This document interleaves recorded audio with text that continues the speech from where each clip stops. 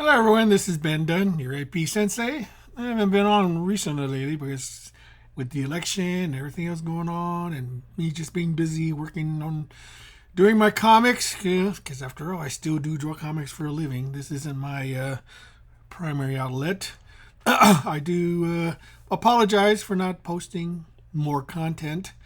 But quite frankly, I just hasn't much to say, to be honest. At least not much to say in terms of being interesting or changing the world, basically. No, that's be far from me to be so presumptuous as to do something like that. But anyway, I did want to get something off my chest because I recently watched the Penguin series on HBO Max. And people have been lauding it, how great it was, and how great it is, and what a great interpretation of the Penguin is by Colin Farrell, and the writing and the acting. And yeah, I agree with that. I really do like this series. It really does offer a very interesting take on the Penguin series from the Batman comics. But then I thought to myself, after enjoying it and looking at it, I thought to myself, is this really the Penguin? Sure, he's saying he shares the same non-clementure of the comic book version, but then I thought to myself, this is really not the Penguin. Just like the Batman in the movie was not really the Batman. It was a version of the Batman, and just like this is a version of the Penguin. Oh, don't get me wrong. I like to see different takes on classic comic book characters. They're actually quite interesting if they're done right.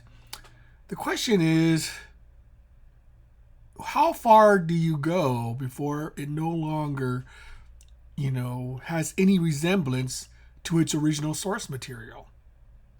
At least with Batman, you have the Batman outfit.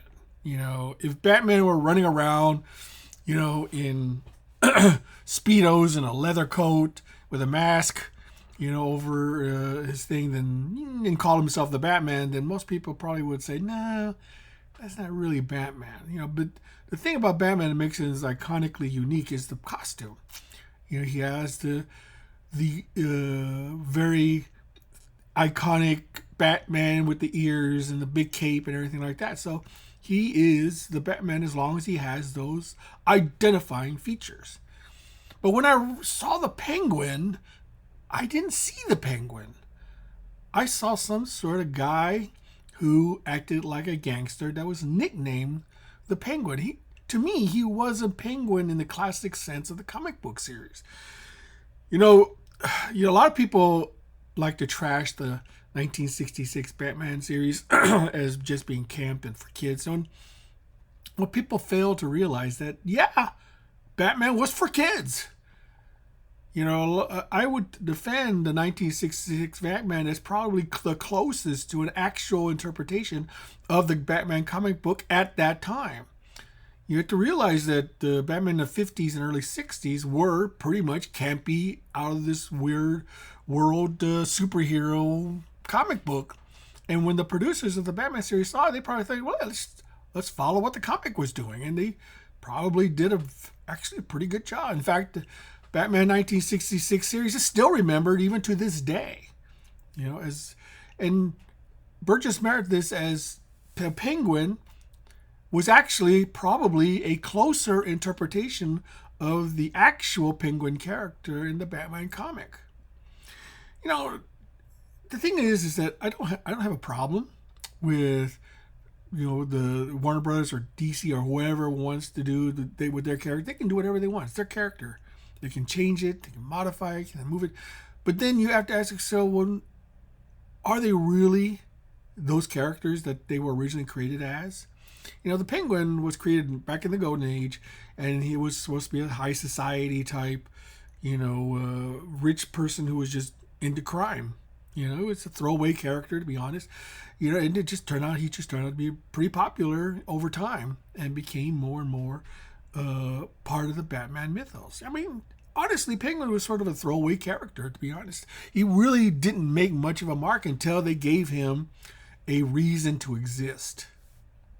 And the thing is when Tim Burton brought in the Penguin as being sort of this conniving crime mastermind who was originally born into high society, was laid low, and became a criminal mastermind to Batman. Then Penguin started to evolve into something a little bit more unique. And the Tim Burton's Batman, well, I'll be honest, wasn't a big fan of the Tim Burton version of Batman. I thought he was a little too creepy, a little too, ugly, so to speak. It was just a little too crazy. But then, it certainly was an iconic looking character. And certainly Danny DeVito did a pretty good job, I think, portraying the character.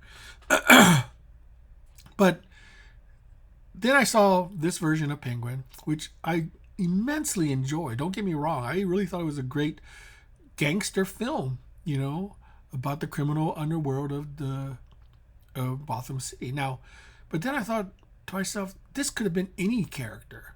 It didn't have to be the Penguin. It could have been any character, and quite frankly, I think it sort of strayed too far from its original comic book roots.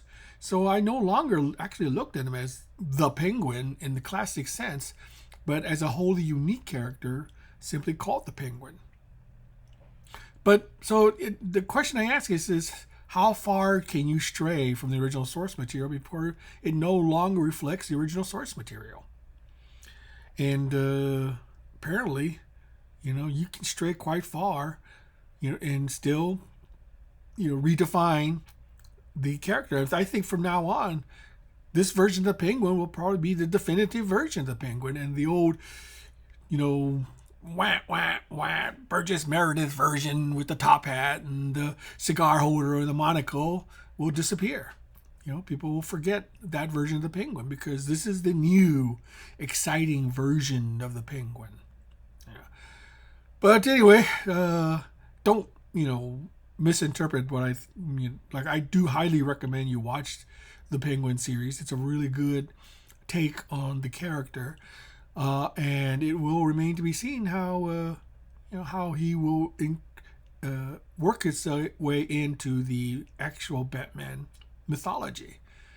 Yeah, with so many different versions of Batman and all his rogues gallery, it's hard to pinpoint which is really the true version of these characters.